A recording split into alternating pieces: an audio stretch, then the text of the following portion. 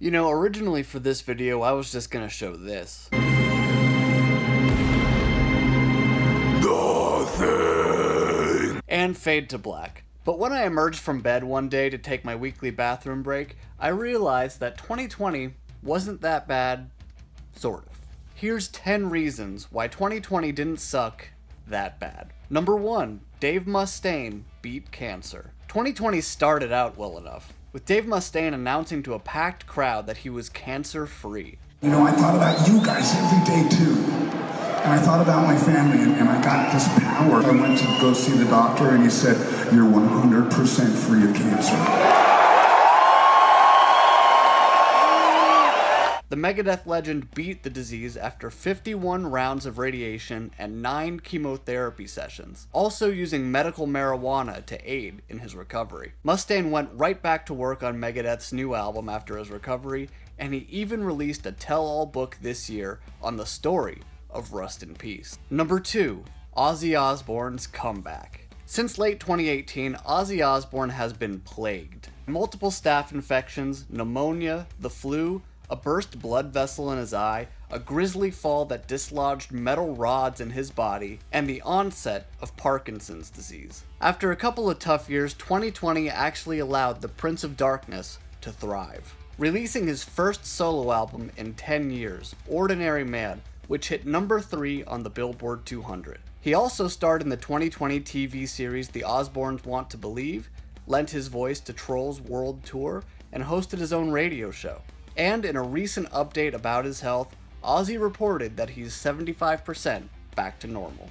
Number 3, live stream shows and bands raising money for charity. No offense to any of my friends or loved ones, but if you were on your deathbed the night of my first concert back from COVID-19, you'd be dying alone, bitch. Of course we all miss concerts, but at least we got some incredible live streams from Behemoth, Pussifer, Under Oath, Code Orange, and plenty more great bands. And some of those bands raised huge amounts of money for charity. Metallica raised over $1.3 million for COVID and disaster relief, Dropkick Murphys raised over $700,000, and Brendan Urie raised $134,000. Number 4, Zoom. This Thanksgiving, as I added another layer of flab to my quarantine fupa, I gave thanks to the MVP of 2020, Zoom. Thank fuck for Zoom, dude. Instead of 2020 turning into a complete black hole of content, we got to film Gear Factor, Wikipedia, sit-down interviews, and more for YouTube. I would have lost my mind without Zoom this year, so thank you, technology overlords. No, I'm not upgrading to Pro. Number 5, post-genre albums. 2020 has been a year filled to the brim with experimentation. As music becomes more homogenous, artists continue to flex their exploratory muscles. Genre benders like Poppy, Ghostmain, Bring Me the Horizon, City Morgue, and Tala all crushed it this year, offering fans unapologetically weird works of post-genre art. Number 6, The Undertaker. 2020 was the year of the dead man. The iconic WWE superstar began his 2020 with an incredible cinematic match at WrestleMania, entering to Now That We're Dead by Metallica.